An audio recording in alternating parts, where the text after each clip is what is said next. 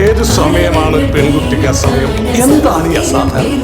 എങ്കിൽ നിങ്ങൾ പറയണം, എപ്പോഴാണ് ഒരു പെൺകുട്ടിക്ക് ഈ നാട്ടിൽ അസമയമെന്ന്? നിയമപുസ്തകങ്ങൾ മാത്രം ഉദ്ധരിച്ച് വാദിക്കുന്ന മിസ്റ്റർ കാവൂർ പറയണം, ഇന്ത്യൻ നിയമവ്യവസ്ഥ അനുസരിച്ച് എപ്പോഴാണ് ഒരു പെൺകുട്ടിക്ക് അസമയം?